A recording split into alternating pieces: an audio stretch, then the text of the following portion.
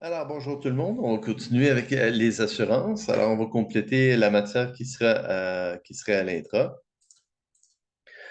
Donc, on a vu qu'une assurance vie entière, c'est égal à une assurance temporaire plus une assurance différée. Alors, si la force de mortalité n'est pas constante, si la force de mortalité diffère entre certains points, on peut séparer notre assurance vie entière en deux composantes. Et la valeur présente actuarielle d'une assurance différée N année, ben, c'est une assurance vie entière qui est émise qui sera en vigueur à l'âge de X plus N si la personne survit les N prochaines années. Donc, c'est une assurance qui est en vigueur dans N années. On va l'escompter avec N périodes et cette assurance ne paye absolument rien si la personne décède dans les N prochaines années. Alors, c'est fois la probabilité que la personne survit. Donc, supposons qu'on a une force de mortalité qui est différente entre t est égal à 0 et 15, et 15, et par la suite, on a de 15 à l'infini, on a une autre force de mortalité. Donc, notre assurance vie entière, pour calculer la valeur présente actuarielle, on peut tout simplement calculer la valeur présente actuarielle d'une prestation temporaire N année, 15 ans, et une assurance différée 15 ans. Alors, la somme serait une assurance vie entière. Donc, exemple, une assurance vie entière différée 15 ans paye 1 million au moment du décès émise à une personne de 50 ans. La force d'intérêt est égale à 5. Pour les 15 premières années, la force de mortalité est égale à 0,5 et pour toutes les années subséquentes, la force de mortalité est égale à 2. Quelle est la valeur présente actuarielle d'une assurance qui paye 1 million au moment du décès si le décès a lieu après 15 ans émise à une personne aujourd'hui âgée de 50 ans? Donc, la valeur présente actuarielle, ben, c'est égal à 1 million. Ben, c'est une assurance qui rentre en vigueur à 65 ans si la personne survit. Donc, si la personne survit, les 15 prochaines années, on aurait maintenant une assurance vie entière qui est en vigueur à l'âge de 65 ans qui paye 1 million au décès, au moment du décès de cette personne. Donc, cette valeur est autant T est égal à 65. On doit l'escompter avec 15 périodes d'intérêt pour faire le calcul à l'âge de 50 ans. Donc, c'est égal à 1 million fois la valeur présente 15 années fois la probabilité de survivre les 15 prochaines années et la valeur présente actuarielle d'une assurance à l'âge de 65 ans avec force de mortalité constante, c'est mu sur mu plus delta. Donc, à partir de l'âge de 65 ans, la force de mortalité, c'est 2. Avant 65 ans, la force de mortalité est égale à 0,5. Donc, notre 15PX va être calculé avec 0,5 et notre assurance va être calculée avec du 2. Donc, c'est égal à 1 million fois la valeur présente, alors E à la moins delta T, fois TPX, alors E à la moins mu X fois T, fois mu divisé par mu plus delta, qui est égal à 125 210 $.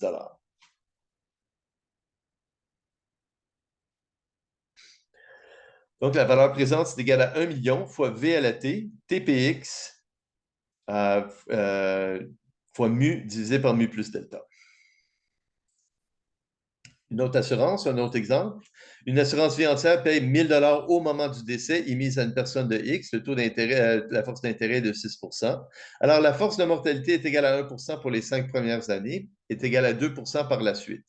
Quelle est la valeur présente de cette assurance? Alors, une assurance vie entière émise à X qui paye 1 000 $ au moment du décès, c'est égal à une assurance temporaire 5 ans plus une assurance différée 5 ans. Donc, une assurance vie entière, c'est égal à une assurance temporaire 5 ans plus une assurance différée 5 ans.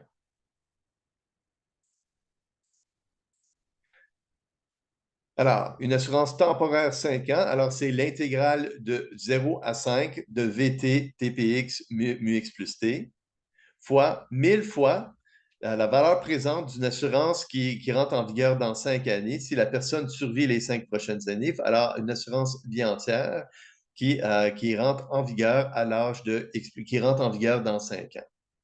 Donc, pour une assurance temporaire, c'est égal à l'intégrale de 0 à 5 de E à la moins delta T fois TPX mu X plus T. Alors, E à la moins mu X fois T fois mu. Alors, l'intégrale de 0 à 5 pour une assurance temporaire, plus la valeur présente d'une assurance émise à X plus 5. Donc, sachant que la personne, elle a survécu. Donc, 1000 fois E à la moins delta T fois E à la moins 5 mu, alors E à la moins mu T, alors E à la moins 5 mu, fois une assurance vie entière émise qui rentre en vigueur à l'âge de X plus 5. Donc, à cet âge, ça devient mu sur une assurance vie entière pour force constante, c'est mu divisé par mu plus delta. Donc, mu divisé par mu plus delta. Donc, l'assurance temporaire vaut 42,18 $. L'assurance différée vaut 176,17 $. La valeur totale de cette assurance est de 218,35 $.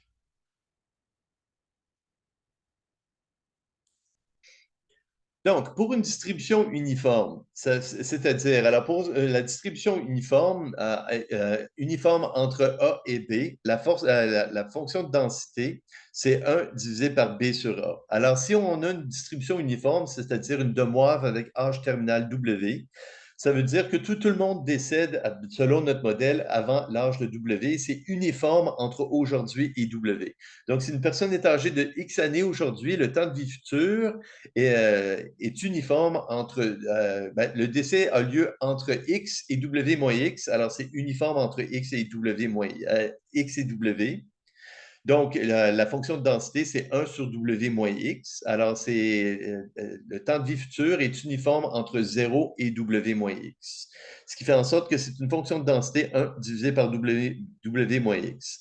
Pour une assurance vie entière, c'est la valeur présente. Alors, on intègre sur le domaine de 0 à l'infini, mais ici, dépasser l'âge de W, tout le monde est décédé. Donc, le temps de vie futur est uniforme entre 0 et W moins X. On intègre sur 0 à W moins X fois V à la T, fois la fonction de densité TPX mu x plus T qui est égale à 1 sur W moins X. Donc, ça devient l'intégrale de 0 à W moins X de la valeur présente, E à la moins delta T, fois la fonction de densité, 1 sur W moins X.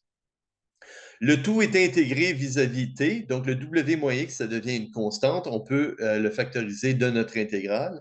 Alors, ça devient l'intégrale de 0 à W moins X de E à la moins delta T. Un exemple, W est égal à 100, delta est égal à 5 le bénéfice de décès est de 1 000 $. On a une assurance vie différée 20 ans et temporaire 20 ans émise à une personne de 50 ans.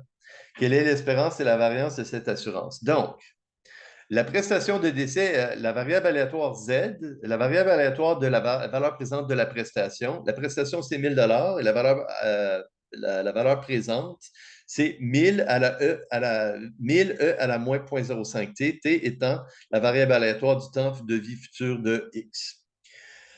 Donc, c'est une assurance qui paye si le décès a lieu entre 70 et 90 ans. Alors, si le décès a lieu dans les 20 prochaines années, il n'y a rien qui est payé. Pour les 20 années suivantes, il y a une prestation de 1 000 $ qui est payée. Et pour les 10 années suivantes, si le décès a lieu, il n'y a rien qui est payé. Donc, c'est l'intégrale entre T est égal à 20 à 40. Entre T est égal à 20 et T est égal à 40 de B fois E à la moins delta T fois TPX mu X plus T.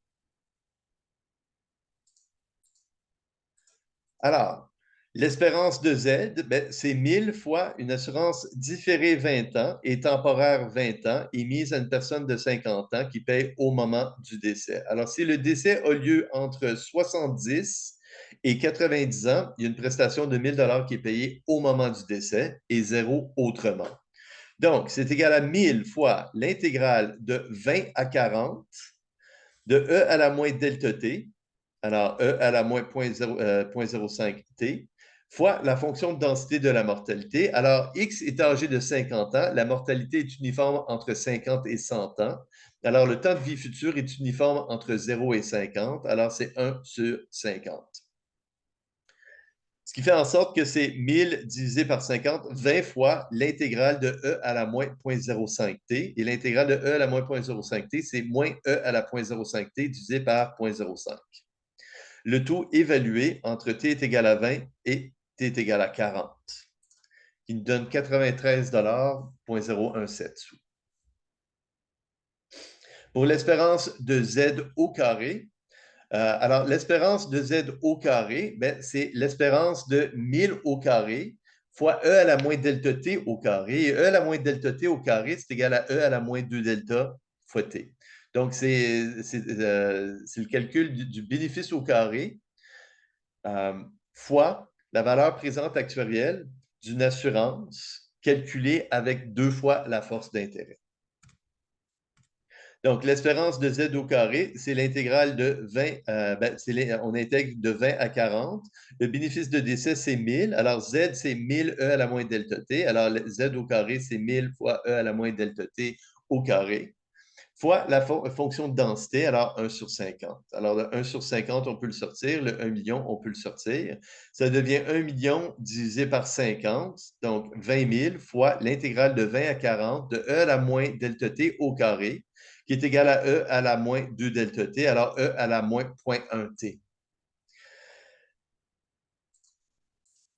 Donc, le 1000 au carré, on peut le factoriser. Le 50, on peut le factoriser. Donc, ça donne 1 million divisé par 50, 20 000, fois l'intégrale de 20 à 40 de E à la moins 0,05 T au carré, qui est égal à E à la moins 0,05 T au carré, est égal à E à la moins 0,1 T. Alors, c'est 20 000 fois, et l'intégrale de E à la moins 0,1 T, c'est moins E à la moins 0,1 T divisé par 0,1, évalué entre 20 et 40. Alors, l'espérance de Z au carré, 23 403,93. Et donc, la variance de notre assurance, c'est égal à l'espérance de Z au carré moins l'espérance de Z au carré. 14 751,76. Maintenant, jusqu'à présent, on a vu des assurances où est-ce que toutes les assurances avaient une prestation de décès qui était constante. Alors, imaginez que vous avez une assurance aujourd'hui dans les taux inflationnaires qu'on a. Alors, on a de l'inflation de 10 cette année. Si on a une assurance qui a une prestation de 1000 décès, de 100 000 une prestation de décès de 100 000 et le taux d'inflation est de 10 bien, je veux dire, la valeur de 100 000 dans 10 années, avec 10 d'inflation, ben, on perd une grosse. Ce serait équivalent à une prestation de décès de 38 000. Alors, l'inflation peut gruger une grosse partie de la valeur de notre assurance. Donc, on peut avoir une assurance qui croît au taux d'inflation. Historiquement, le taux d'inflation était aux alentours de 3 Donc, si on a une prestation qui n'est pas constante, alors Z, c'est la variable aléatoire de la valeur présente de la prestation de décès. Jusqu'à présent, la prestation de décès B était constante, mais B peut être une variable aléatoire, peut être elle-même une variable. Donc, on va intégrer. Alors, si B dépend de T, on va quand même intégrer, on va tenir compte, on ne va plus l'exclure de notre intégrale. On va faire ça avec un exemple. Alors, imaginez qu'on a une assurance temporaire 20 ans émise sur une personne de 40 ans avec une prestation payable à la fin de l'année du décès. Alors, entre 40 et 60 ans, pour les 20 prochaines années, on a une prestation de décès payée à la fin de l'année du décès. La probabilité de mourir la première année est de 1 et si on survit jusqu'à n'importe quel point, la probabilité de mourir dans l'année subséquente, elle est égale à 1 Taux d'intérêt de 6 La première année, si on décède, la prestation de décès est de 1 et chaque prestation subséquente, elle est indexée de 3 Donc, 1 pour un décès dans la première année, 1,3 pour un décès dans la deuxième année, 1,03 au carré pour un décès dans la troisième année, et ainsi de suite. Et on va évaluer sur les 20 prochaines années. Alors, ça, c'est une assurance pour 1 Pour une assurance de 100 000 on fait juste multiplier notre facteur d'assurance par 100 000. Quelle est la valeur présente actuarielle de cette assurance? Donc, la valeur présente actuarielle, pour chacune des 20 prochaines années, on va établir quel est le bénéfice de décès pour les 20 prochaines années. On va établir quelle est la probabilité de payer cette prestation chacune des 20 prochaines années. Et pour chacune de ces paiements, on va les escompter avec intérêt. Alors, pour chacune de ces possibilités, on va faire la somme par la suite de toutes les prestations. Donc, la valeur présente actuelle de notre assurance est égale à 1 qui serait payable pour un décès dans la première année, fois la probabilité de décéder la première année. Le paiement se fait au temps 1, on laisse compte avec une période d'intérêt. Plus la probabilité de survivre la première année et de mourir la deuxième année. Donc, on va payer une prestation au temps t est égal à 2. On va escompter ça avec 2 périodes d'intérêt. Plus la probabilité de mourir la troisième année, une prestation serait payée au temps 3, qu'on va escompter avec 3 périodes d'intérêt. Et ainsi de suite. Jusqu'à la dernière année, la probabilité de mourir la 20e année, une prestation payée au temps t est égal à 20, qu'on va escompter avec 20 périodes d'intérêt. Donc, pour notre assurance, la probabilité de mourir la première année, c'est 1%. 1 $ serait payé, autant T est égal à 1, on laisse compte avec une période d'intérêt. On a 99% de chances de survivre la première année et 1% de chance de mourir l'année suivante. Si on meurt, on va payer 1 $ indexé de une période d'intérêt, donc 1,03. Autant T est égal à 2, on va laisser compter avec deux périodes d'intérêt. Plus la probabilité de survivre 2 années et de mourir la troisième année. Si c'est le cas, on va payer 1 $ indexé de deux périodes d'intérêt, donc 1,03 au carré. Autant T est égal à 3, qu'on escompte avec trois périodes d'intérêt. Et on fait ça pour chacune des 20 prochaines années. La dernière année, la probabilité de décéder, c'est la probabilité de survivre 19 années et de mourir l'année suivante. Si on meurt dans la 20e année, on va recevoir 1 $ indexé de 19 périodes d'inflation. C'est payé autant T est égal à 20, donc on va escompter ça avec 20 périodes d'intérêt, autant T est égal à 0. Maintenant, si vous connaissez les formules de Taylor, vous pouvez plugger ça dans votre calculatrice. Si vous voulez calculer ça à la mitaine, vous pouvez calculer ça à la mitaine, mais vous allez probablement faire une erreur de frappe quelque part. Ou bedon, vous pouvez utiliser certaines règles d'une progression géométrique. Si vous remarquez, du premier terme, chaque terme subséquent croît de 3% fois 0,99 divisé par 1,06. Alors, la réponse à ma question, c'est toute la première ligne. Si je multiplie par la croissance, alors si je multiplie à gauche et à droite par la croissance de chaque terme, il y a une façon de réduire cette équation. Donc, chaque terme croît de fois 1,03 fois 0,99 divisé par 1,06. Donc, je multiplie à gauche et à droite par 1,03 fois 0,99 divisé par 1,06. Alors, si je multiplie ma réponse par 0,99 fois 1,03 divisé par 1,06, chaque terme du côté droit va être multiplié par 0,99 fois 1,03 divisé par 1,06. Donc, 0,01 fois 0,99 fois 1,03 divisé par 1,06. Alors, 0,01 divisé par 1,06 devient 1,03 fois 0,99 fois 0,01 divisé par 1,06 au carré, qui devient le deuxième terme. Le deuxième terme va être multiplié par 0,99.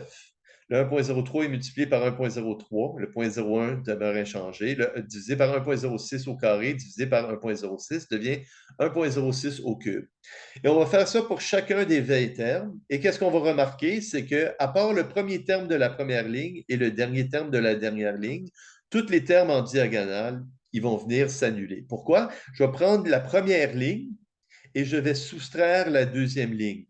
Donc, la première ligne moins la deuxième ligne, c'est égal au premier terme, plus, moins, plus, moins. Alors, tous les termes, ils s'annulent, plus, moins, et à la toute fin, il va me rester plus rien, moins le dernier terme de la deuxième ligne. Donc, si je prends la première ligne moins la deuxième ligne, la première ligne moins la deuxième ligne, il va me rester le premier terme de la première ligne. Tous les termes en diagonale vont s'effacer, à part le premier terme de la première ligne et le dernier terme de la deuxième ligne, qui est un calcul qui est plus facile à faire. Je peux calculer la valeur présente actuelle, qui est pour chaque 1 $ d'assurance pour un décès. Alors ici, la prestation de décès est de 1 $ la première année. Alors, pour une prestation qui paye 100 000 la première année, on multiplie 100 000 notre facteur d'assurance. Alors, notre facteur d'assurance pour chaque 1 $ la première année, c'est égal à 13,384 cents de coût. La prime unique nette est de 13,384 cents pour chaque 1 $ d'assurance la première année. Alors, un peu de notation. On peut avoir des assurances qui sont payables au moment du décès. Alors, pour une assurance qui est payable au moment du décès, on a le bar sur le A. Pour une assurance qui est payable à la fin de l'année, il n'y a pas de barre sur le A, ce qu'on appelle les assurances discrètes. Une assurance qui est payable au moment du décès, on appelle ça une assurance continue. Maintenant, la croissance, elle peut se faire en fin d'année ou elle peut se faire linéairement. Si la croissance est en fin d'année, alors chaque paiement subséquent croît. Alors, une increasing assurance, une assurance croissante, increasing insurance, le I, c'est la croissance, increasing. Elle se fait à la fin de chaque année. Donc, la prestation de première année, c'est 1 $. La deuxième année, c'est 2 $. Et la prestation, elle est payable au moment du décès. La prestation de troisième année, c'est 3 $.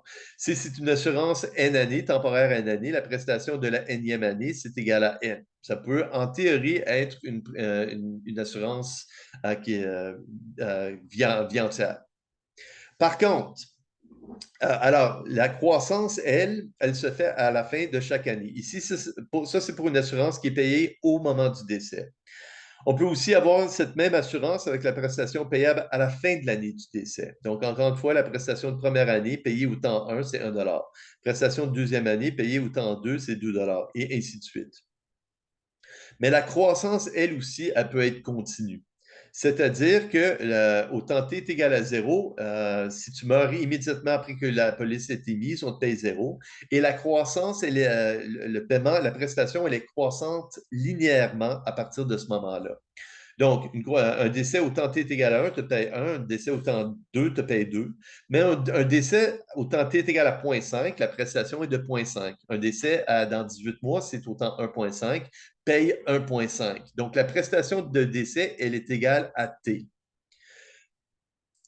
Pour une assurance décroissante, c'est le même principe, mais en inverse. Alors, une assurance hypothécaire, c'est un exemple d'une assurance décroissante. Imaginez que il y a une unité familiale avec seulement un parent qui travaille. Et le parent, on a acheté une maison avec une hypothèque de 400 000 $. Alors, si l'unité familiale n'a juste qu'un parent qui travaille et cette personne décède, mais l'hypothèque doit toujours être payée. Alors, souvent, on va demander qu'on s'assure avec une assurance hypothécaire. Maintenant, on peut avoir une assurance temporaire. Si l'hypothèque est sur 25 ans, on peut avoir une assurance temporaire de 400 000 payable sur 25 ans. Par contre, une hypothèque, elle est amortie. Le solde du prêt et les prêts sont renégociés généralement aux 5 ans. Donc, qu'est-ce qui arrive? C'est que si on a 400 000 d'assurance, après 20 ans, le solde du prêt est peut-être aux alentours de 100 000 $. Il n'y a pas besoin d'avoir 400 000 d'assurance. Donc, on va généralement avoir, on pourrait dire, on va avoir 400 000 d'assurance pour les 5 premières années. On peut avoir 320 000 pour les 5 années subséquentes, 240 pour les 5 années subséquentes, 160 000 pour les 5 années subséquentes et 80 000 pour les 5 dernières années. Mais si c'est de façon plus générique, une decreasing insurance, ça doit nécessairement, vu que c'est décroissant, c'est nécessairement une assurance temporaire N années.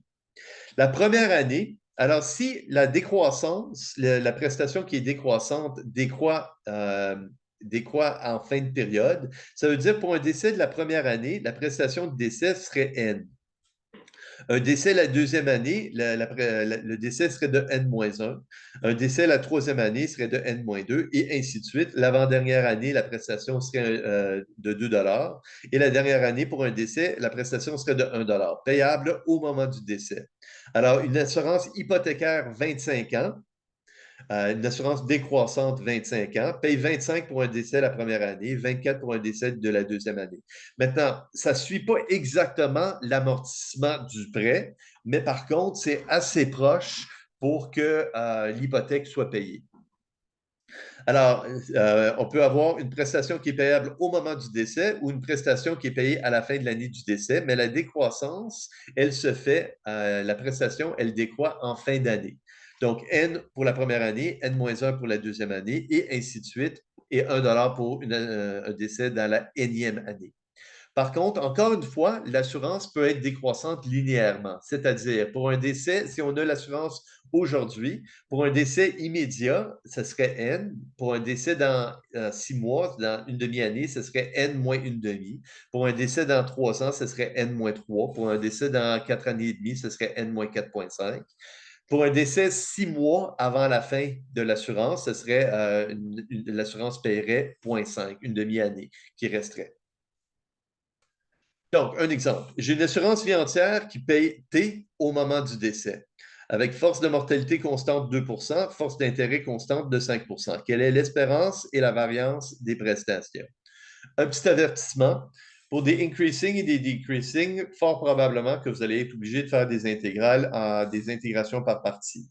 Alors, les actuaires font souvent des intégraux par partie. Il y a un raccourci que je vais vous montrer, mais au cégep, vous avez probablement utilisé la formule l'intégrale de UV' est égale à UV moins l'intégrale de U'V. Je peux vous dire que vu qu'on va avoir beaucoup d'intégrales par partie, euh, vous allez probablement oublier cette méthode pour utiliser la méthode des actuaires. Alors, j'ai une assurance vie. Alors, la prestation de décès, c'est T payé au moment du décès. Donc, la valeur présente, la variable aléatoire Z, c'est T, E à la moins delta T. Donc, la valeur présente actuarielle de cette assurance, c'est l'intégrale de 0 à l'infini de Z fois TPX mu x plus T. Donc, c'est l'intégrale de 0 à l'infini de la variable aléatoire Z fois la fonction de densité de la mortalité. Alors, la variable aléatoire Z, c'est la variable aléatoire de la valeur présente de la prestation de décès. Donc, BT fois un facteur d'escompte et la fonction de densité de la mortalité, c'est TPX mu x plus T. Donc, notre variable aléatoire Z, c'est TE à la moins 0.05T. TPX, c'est E à la moins mu T. Et mu x plus T, c'est constant à 0.02. Donc, le 0.02, on peut l'exclure. Et qu'est-ce qui nous reste? C'est qu'on a maintenant une intégrale 0.02T, 0.02 fois l'intégrale de 0 à l'infini de T fois E à la moins 0.07T. Et c'est ici qu'on va être obligé d'utiliser de l'intégration par partie. Maintenant, si vous voulez utiliser UVD, DV, tout ça, allez-y, je ne vais pas vous en empêcher, mais je vais vous dire qu'il y a un raccourci que les actuaires utilisent. Souvent, dans nos intégrales par partie, on va avoir une fonction qui ne peut pas être dérivée ou intégrée à l'infini. Mais on va avoir une fonction qui est dérivable, qui tend vers zéro si on continue de la dériver. Donc, je vais appeler ça ma fonction D pour dériver.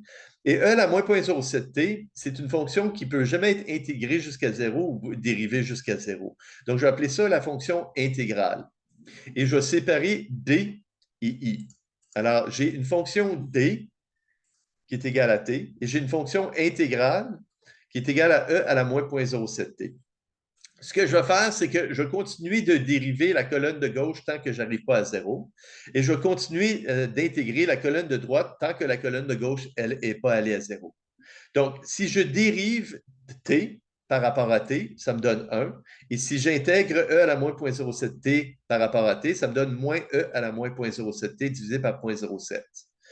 Si je dérive 1 par rapport à t, ça me donne 0. Et si je dérive moins e à la moins 0.07t divisé par 0.07t, si j'intègre ça par rapport à t, ça me donne e à la moins 0.07t divisé par 0.07t au carré. Et maintenant, voici le raccourci. Je vais faire plus, moins, plus. Oups, ça devrait être un plus ici. Donc, plus, moins, plus. Et voici l'intégration par partie. Alors, au lieu d'être obligé d'intégrer plusieurs fois par partie, c'est tout simplement, ça va être les diagonales. Alors, plus t fois moins e à la moins 0.07t divisé par 0.07. Moins 1 fois e à la moins 0.07t divisé par 0.07 au carré. Alors, quand on va faire l'espérance au carré, vous allez voir, vous avez une autre étape à faire. Donc, mieux vaut apprendre le raccourci. Donc, si on revient à notre équation, cette équation devient, alors si je regarde ici, ça devient 0.02 fois t fois, alors t fois e à la moins 0.07t divisé par 0.07, évalué entre 0 et l'infini, moins 0.02 fois e à la moins 0.07t divisé par 0.07 au carré, évalué entre 0 et l'infini. Un autre astuce, quand vous allez calculer la valeur des intégrales, il va y avoir souvent des intégrales qui vont aller à zéro. Alors, si vous regardez ici, TE à la moins 0.07t évalué entre 0 et l'infini. Alors, si t est égal à 0, c'est 0 fois e à la moins 0, alors ça vaut 0. TE à la moins 0.07t évalué à l'infini, mais l'infini va l'emporter, l'exponentielle va l'emporter. Encore une fois, ça va tendre vers 0. Alors, la première intégrale, la première partie de l'intégrale tend vers 0. Moins 0.02 divisé par 0.07 au carré, E à la moins 0.07t, évalué à l'infini, c'est 0. Et évalué à E à la moins 0.07 fois 0, c'est E à la 0. Alors, c'est égal à 1. Alors, notre réponse est égale à 0.02 divisé par 0.07 au carré, qui est égal à 4,0816.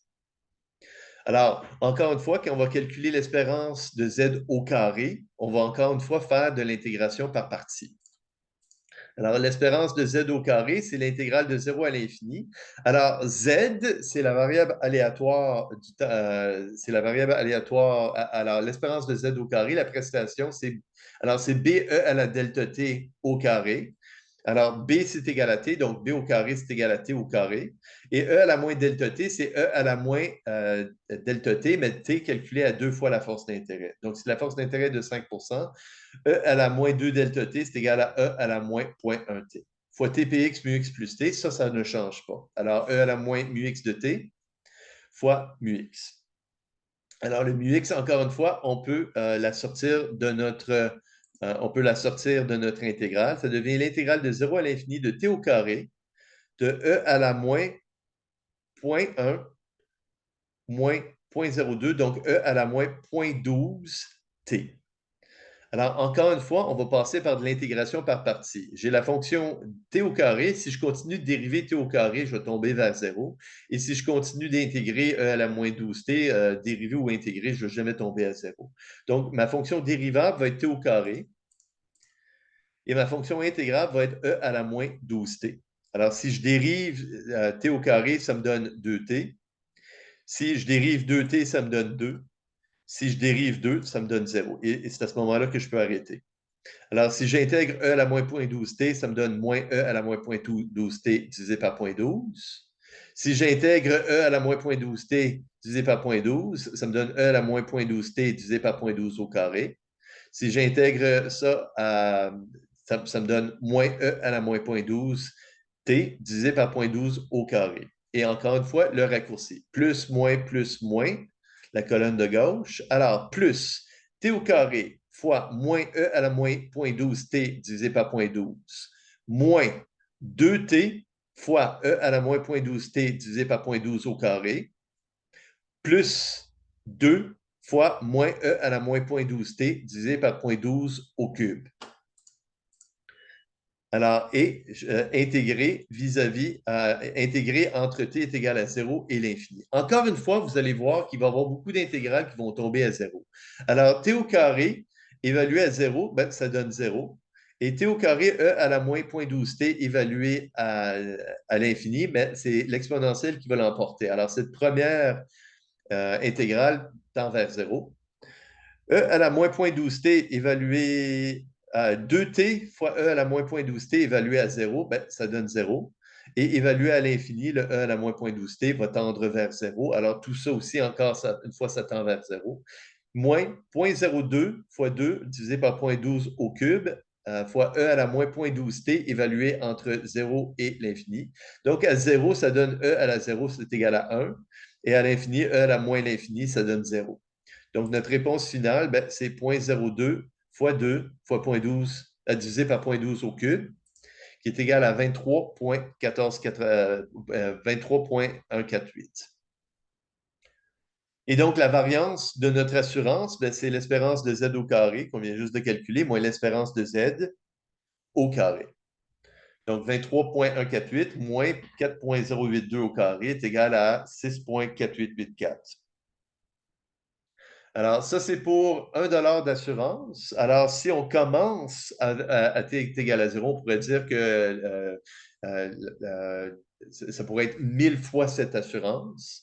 Alors, 1000 fois une increasing assurance, ça commence toujours à 0, mais à la fin de la première année, on paierait 1000 au lieu de 1 à la fin autant t est égal à 2, on paierait 2000 Alors, c'est tout simplement 1000 fois le facteur d'assurance. Alors, une petite relation entre les assurances croissantes et les assurances décroissantes. Si j'ai une assurance décroissante 5 ans, alors, si j'ai une assurance décroissante N années, la première année, l'assurance décroissante paye N et l'assurance croissante paye 1. Alors, si j'ai une assurance si j'ai une assurance décroissante plus une assurance croissante, c'est comme si j'avais une assurance vie temporaire N années qui me paye N plus 1. Alors, par exemple, si j'ai une assurance décroissante 5 ans, pour un décès la première année, l'assurance décroissante paierait 5 et l'assurance croissante paierait un autre dollar. Pour la deuxième année, l'assurance décroissante paierait 4 et l'assurance croissante paierait 2 Troisième année, la décroissante paierait 3 la croissante paierait 3 et ainsi de suite. Donc, quoi qu'il arrive, j'ai N plus 1 qui est payé pour chacune des 5 prochaines années. Donc, une assurance décroissante plus une assurance croissante avec la croissance qui est en fin d'année, ben, c'est égal à N plus 1 fois une assurance temporaire. Dans le cas continu ou pour une prestation payable à la fin de l'année du décès ou une prestation payable au moment du décès. Par contre, si la croissance, elle est linéaire, alors la croissance, elle est continue. Alors, une assurance croissante plus une assurance décroissante. Alors, l'assurance décroissante paye N autant T est égal à 0 et l'assurance croissante paye 0. Et l'assurance décroissante, alors ensemble, les deux assurances paieraient N. Autant T est égal à 3, l'assurance décroissante paye N-3, l'assurance croissante paierait 3. Donc, les deux ensemble paieraient N. Et autant T est égal à N pour un décès juste avant la fin de la période temporaire, l'assurance croissante paierait N et l'assurance décroissante paierait à quasiment 0. Donc, ensemble, les deux assurances paieraient N. Alors, une assurance croissante plus une assurance décroissante, avec la croissance et la décroissance étant linéaires, ben, c'est égal à une assurance temporaire qui paierait N. Donc, si je regarde une assurance décroissante 5 ans, une assurance croissante 5 ans. Alors, temporaire 5 ans. Alors, la decreasing, pour un décès au temps T est égal à, dans 6 mois, alors au temps T est égal à 0,5, cette assurance paierait 4,5 et la increasing paierait 0,5. En tout, je recevrais 5. Pour un décès au temps T est égal à 2, la decreasing me paierait 3 et l'increasing me paierait 2. Alors, en total, j'aurais 5. Alors, une increasing plus une decreasing, temporaire N années, ben, c'est comme une assurance temporaire N années qui paye N. Alors, un exemple. La force de mortalité est constante avec mu est égal à 0,015. La force d'intérêt est de 7 calculer la valeur d'une decreasing, une assurance décroissante continue avec prestation payable à la fin au moment du décès, une assurance décroissante 20 années. Ben, alors, 20 000 fois cette assurance. Alors, ce n'est pas une assurance qui paye 20 000, c'est une assurance qui paye 20 000 fois la prestation de la première année. Donc, cette decreasing paye 20 pour un décès dans la première minute.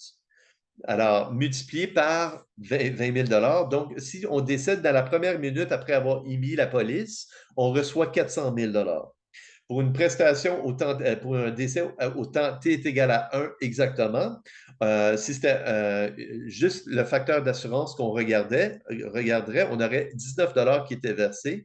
Mais si on a 20 000 fois cette assurance, on aurait 380 000 qui est payé au temps T est égal à 1. Donc, quelle est la valeur de cette assurance? Alors, c'est une prestation qui est payable au moment du décès et la prestation de décès est égale à 20 moins T multiplié par 20 000. Alors, la prestation B, c'est 20 000 fois 20 moins T. Le facteur d'escompte, c'est E à la moins 0,07 T. Donc, la valeur de cette assurance, c'est une intégrale de 0 à 20 de 20 000 fois le bénéfice de décès d'une assurance decreasing normale, qui est de N moins T, fois la valeur présente de cette prestation, alors E à la moins delta T, fois la fonction de densité de la mortalité, TPX mu x plus T. Donc, moins E à la moins mu x fois T, fois mu x de T, qui est une constante. Donc, c'est égal à 20 000 fois l'intégrale de 0 à 20 de 20 moins T, qui est la prestation de décès, pour un décès à T, 20 moins T, fois un facteur d'escompte, E à la moins delta T, E à la moins 0.07T, fois TPX, E à la moins mu T, fois mu X de T, qui est une constante qui pourrait être sortie de notre intégrale. Donc, ça devient maintenant. Alors, si je factorise toutes les constantes, le 200 000 fois 0.015, ça donne 300. Alors, c'est l'intégrale de 0 à 20 de 20 moins T fois E à la moins 0.085T. Encore une fois, on va utiliser l'intégration par partie. J'ai ma fonction dérivable, j'ai ma fonction intégrable. Donc, ma fonction dérivable, c'est 20 moins t. Ma fonction intégrable, c'est e à la moins 0.085t. Donc, 20 moins t, si je dérive ça, ça me donne moins 1. Moins 1, si je dérive ça, ça me donne 0. E à la moins 0.085t devient moins e à la moins 0.085t divisé par 0.085. Et si j'intègre encore une fois, ça me donne e à la moins 0.085t divisé par 0.085 au carré. Et encore une fois, plus, moins, plus. Donc, ma réponse, c'est plus 20 moins t fois moins e à la moins 0.085t divisé par 0.085, moins, donc plus 1 fois e à la moins 0.085t divisé par 0.085 au carré. Donc, c'est égal à moins 300 fois 20 moins t fois e à la moins 0.085t divisé par 0.085 évalué entre 0 et 20, plus 300 fois e à la moins 0.085t divisé par 0.085 au carré évalué entre 0 et 20. Et un peu de calcul par la suite, ça nous donne 36 651 et 22.